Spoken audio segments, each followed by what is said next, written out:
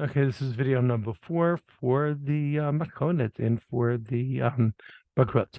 So Emunah Gulan number 5 is about Rav Kook. So we learned about Rav Kook that he was educated in Europe in the greatest yeshiva of Volozhin, comes to Palestine in 1904. He becomes the Rav Rashi, the chief rabbi of the city of Yaffo. Later, he is named the first chief rabbi of Palestine, of the Jews in Palestine. He dies in 1933, well before the founding of the Medina. Now, Rav Kook had to deal with a great fissure which a gap in the society of Palestine. On the one hand, you had the people from the Yishuv HaYashan. Those are the Jews that came over beginning of 1800s. They were 100% Dati from very often Talmidei Chachamim. They were steeped in Torah. And their view of a Jewish settlement was one which was totally committed to Torah and mitzvot. And then you had the Jews that came over in the late 1800s and beginning of the 1900s, mainly from Eastern Europe, and they wanted to develop what they called the new Jew. Somebody who was very different, not in the Beit Midrash, not observant, but very culturally Jewish, and they were going to be different in that they were going to work the land and that they were going to defend themselves. And somehow, some way, Rav Kook tried to go ahead and bridge the two together. So the first thing that he says is that in our generation, that these pioneers, we have to teach them emunah. We can't just go ahead and assume that people are going to believe because we're going to say to them, if you don't believe, you're going to get punished. That's not going to do it for them. They have to have a much deeper understanding of what emunah is all about. So going on.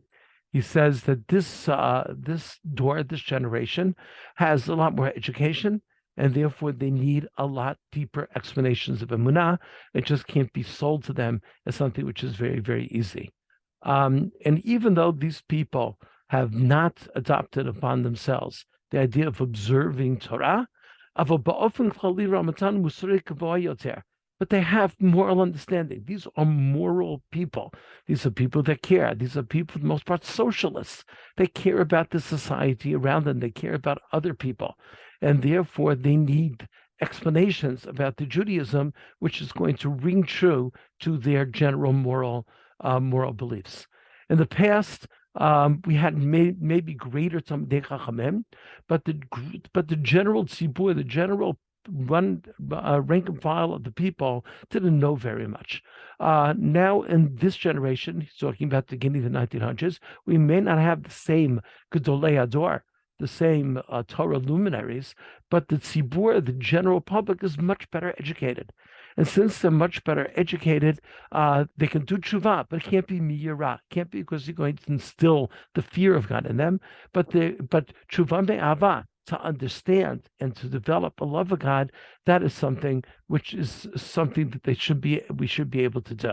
So in terms of our much larger question as to whether we should be studying emunah, Rav Kook answers a resounding yes in this generation. When I say this, his generation, the same is true as our generation, is that we have to go ahead and we have to address the people on the educational level that they used to. And therefore, they have to be addressed in such a way where emunah is going to be explained. We're now coming to Rav Albo. Rav Albo says something very important about emunah, and that is you don't necessarily have to prove it in order to be true. The things that I know that are true, even though I cannot necessarily prove it. The best thing to understand is love. You may fall in love with a girl, and someone asks you why you in love. I don't really know why. Just I'm attracted to this person, whatever it happens to be. But not everything necessarily has to be defined. And the same thing is true when it comes to emunah. You don't need necessarily a scientific proof. You don't have to say, prove to me that there's God. You can look around, you come to a conclusion that there's God, you can know that there's God, and there's no proof that is needed. And what real emunah is that, like, I know that 2 + 2 = 4. And if there's going to be a professor that's going to come in for an hour and explain to me why 2 + 2 = 5, at the end of the day, I know 2 + 2 = 4. And that's what emunah is, that no matter what happens around me, I still remain with my faith. It doesn't have to be proven to me. Okay. The next one that we learned about was the founder of Chabad, the Balatanya, Rav Shneir Zalman, and he deals with the following pasuk you see in front of you on your screens. Moshe tells the Jewish people in Sefer Devarim, "V'atay Yisrael, ma Hashem Elokecha shoel meimach." What does God ask of you? Not so much. Kiyum liyarat Hashem Elokecha, to fear God, l'lechem b'chol derechav, to go in His ways, la'avodo, to love Him, la'avodat Hashem Elokecha, to worship Him. And the question very, very much is, and the Gemara already asked the question, and Moshe Rabbeinu seems to say to Jewish people, I'm not asking you so much. What are you talking about? This is quite the laundry list. Is Yirat Hashem such a small thing that Moshe uses the phrase, Kiyim only Yirah? So the Gemara asks the question. And the Gemara answers, and yes, the Chabe Moshe Miltazu Tratai. Yes, as far as Moshe was concerned, it was no big deal. But the obvious question is, wait a second. This answer is very unsatisfying. Moshe is speaking to the Jewish people. If you're speaking to Jewish people, you have to speak on their level. Maybe for you it was easy, but don't tell the next guy that it's easy. If I'm 8 foot tall, I say, to dunk is easy, but the guy's only 5 foot tall, it's not going to help him very much. So why does Moshe Rabbeinu say, so easy just to fear God? So what we see from here is that Yanhu ki kol nefesh v'nefesh v'beit Yisrael yesh ba mechina Moshe Rabbeinu lev shalom. Apparently, every Jewish soul has within it the attributes of Moshe Rabbeinu, and that if Moshe Rabbeinu can do it, I can do it also, because within me is also some of the spirits of Moshe Rabbeinu. And even though sometimes it seems very hard, we really have that ability.